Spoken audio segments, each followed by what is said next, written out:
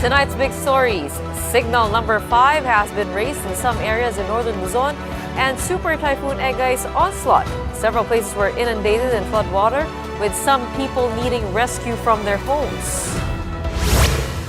New tax measures in a budget that's mostly going to come from more loans. Is the Marcos administration on solid footing heading into year 2? We'll discuss that with global investment banker Stephen Cu-Unjieng later in the program.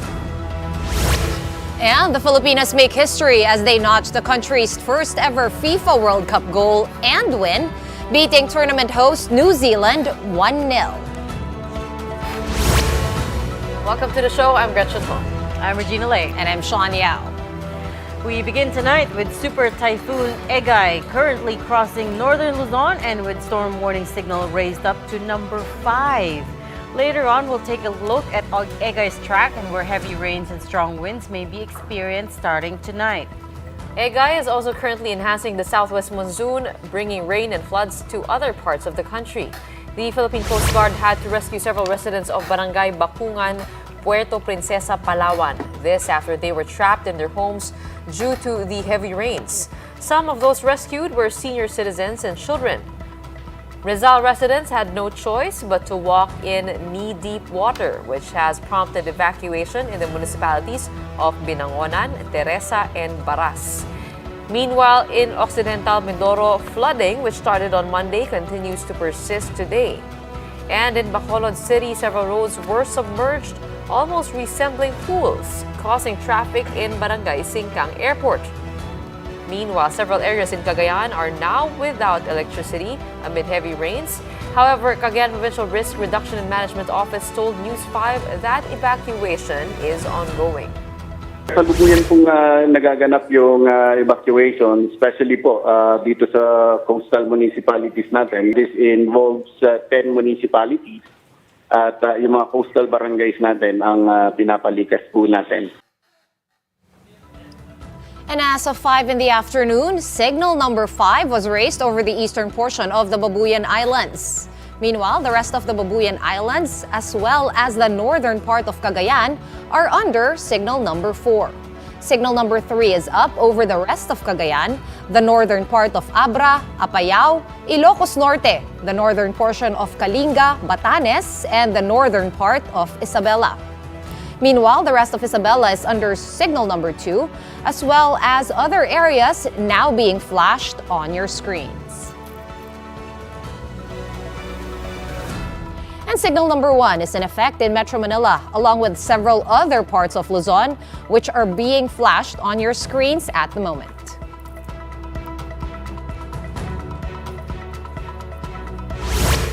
And to give us the latest update on Super Typhoon Egay, we have Francis Orsha with us. Francis, what do you have for us? Shawn, Egay is still maintaining its strength as it continues to pose a threat over northern Luzon. So as you can see, based on our satellite imagery, Pagasa last spotted Egay center some 190 kilometers east of Apari, Cagayan. The Super Typhoon is packing 185 km per hour winds and gustiness of up to 230 kilometers per hour.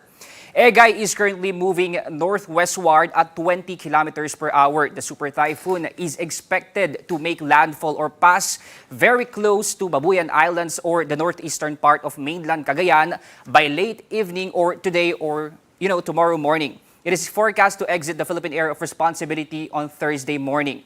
But as you can see dito sa may satellite imagery natin, ito nga yung nakikita nating mata ng bagyo ay sa may bahagi nito, dito natin inaasahan yung mga malalakas na epekto ng Super Typhoon Egay. And habang binabaybay nga nito yung westward o pakanluran, yung mga dadaanan niya sa may hilagang bahagi ng Luzon, particularly in Cagayan and in Ilocos Norte, ito yung mga probinsya na makaranas ng malakas na epekto ng bagyong Egay. Magsisimula ito tomorrow hanggang sa pag-exit nito sa Philippine Area of Responsibility on Thursday morning. At dahil nga ini-enhance ng bagyong Egay ang southwest monsoon, FIVOX is also warning about possible lahar flow if Egay's downpour continues in Bicolandia. Shawn, sa ngayon, no flooding has yet been recorded. Shawn? Right, maraming salamat sa update na yan, Francis Orsha. We're gonna pause for a quick break, but up next, New taxes are coming, and yet the government is still planning to borrow trillions of dollars for the budget. What's going on? We'll break it down with investment banker Stephen Cu-Unjieng next.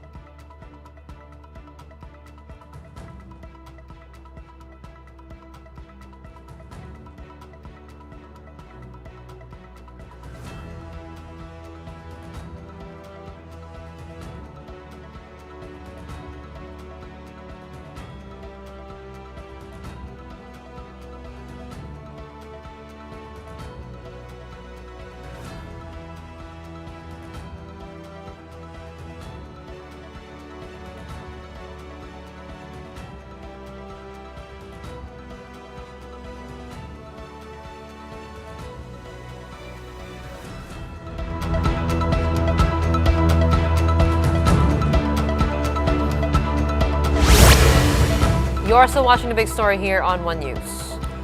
Guys, it's no longer just a proposal. The Marcos government is really pushing through with plans to reform the pension system for the military and uniformed personnel. Pension reform was listed as a priority measure in Monday's State of the Nation address. The Finance Department says these reforms could be passed as early as this year and can take effect as soon as January next year. It was earlier reported that a majority of enlisted and military and police personnel remain opposed to mandatory contributions that are pegged at 5 to 9%. But Finance Chief Ben Diokno says discussions are going well.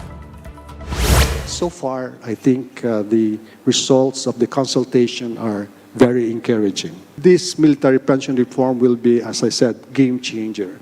It will open up a lot of fiscal space.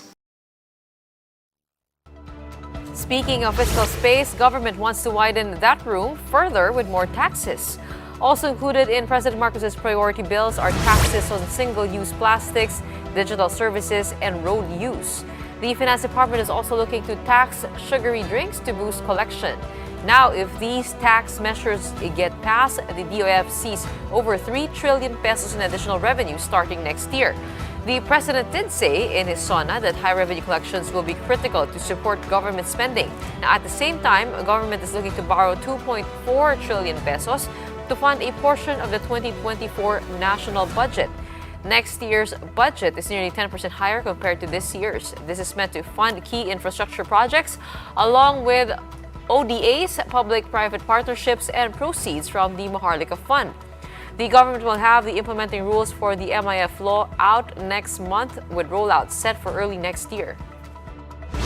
The Maharlika Fund will be an additional avenue for funding this 194 and counting. So that's the source of funding that Maharlika can provide us, and it's a different form. It's no longer borrowing, It will have less stress on the budget because there will be equity contribution.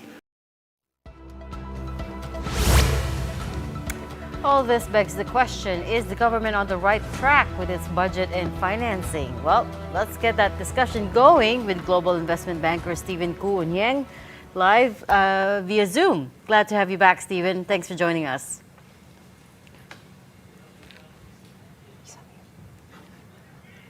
Hi, you might be on mute, Steve. Anyway, can you hear me? 'Cause Perfect. I'm not on Zoom. That's right, pitfalls of Zoom, isn't it? Again, thank you again for inviting me. Very kind of you. Look, so much to break down as far as the budget goes, as we were just reporting. But before that, first things first, I wanted to get your thoughts on yesterday's sauna. What stood out to you? All right. What stood out is the president's own judgment on himself is incomplete. I think it has become less incomplete, but the critical part is yet to come. In his first State of the Nation address, I felt the administration was aware of the critical issues, which is not something to take for granted. What we didn't hear was what they planned to do about it. In the second State of the Nation, he started outlining some of the things he wants to do. Like in agriculture, he wants to do something about imports, he wants to do something about co-ops, the law, the fisheries, and so on. And again, he's on the right track, but we have yet to see the details. So he's now said, within these big picture issues, here is what I want to do.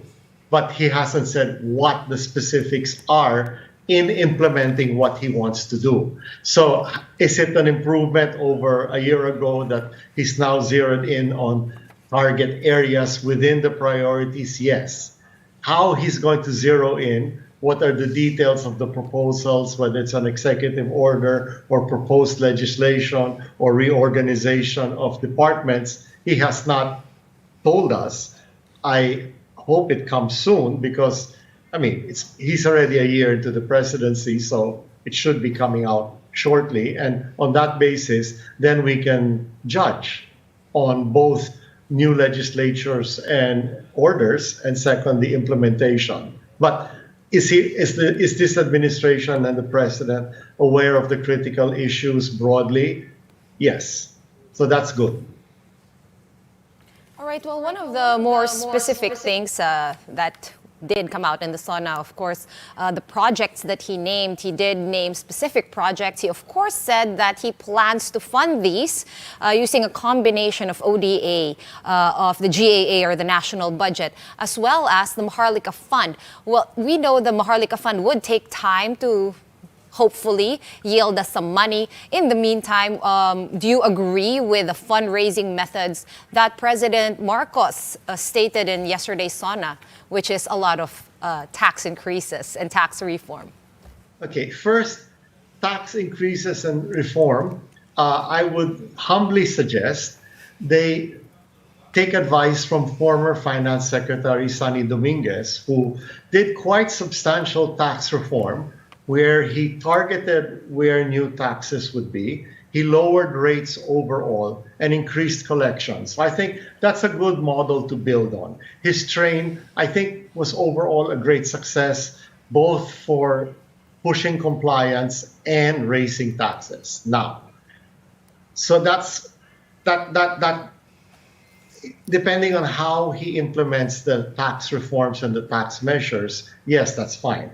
On borrowing, the key point in borrowing are two things. One is, what is the absolute level of debt? Because it is critical we keep our investment grade rating, because if we fall off to non-investment grade, then the cost of borrowing, primarily internationally, but also a little bit domestically, moves up. And why does it move up? Because if you are below investment grade, many funds are no longer eligible to buy you.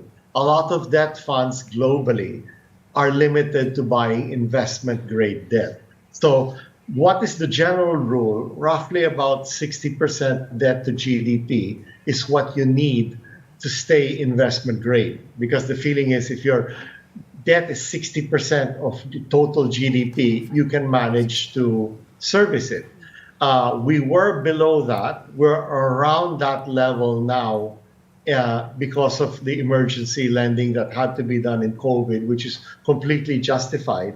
But so the amount of borrowing has to be circumscribed within what keeps us investment grade. And to also, if he can tier the borrowing to be more peso debt, given it's the financial system is still relatively liquid, I would suggest those would be the way he does it. Now, on the tax measures that he outlined in his speech, like single-use plastic, mining franchise law, road user tax, and there was one more, digital. I think the only one that actually could raise a lot of money is digital. Single-use plastic, everywhere it's been imposed, is not a big revenue generator. It's more to alter behavior. Basically, you're trying to stop people using single-use plastics, and by taxing it, you'll make them not use it, not you'll tax people using it. So it's more behavior-driven than revenue-driven. Now, on the mining franchise, yes, there's grounds to rationalize that, but we also need to get mining moving more broadly and thoroughly for that to give a lot of money. Road users, that's also more like a behavior-driven than big revenue raising. Now, that one's more than single-use plastic, less than maybe a general tax.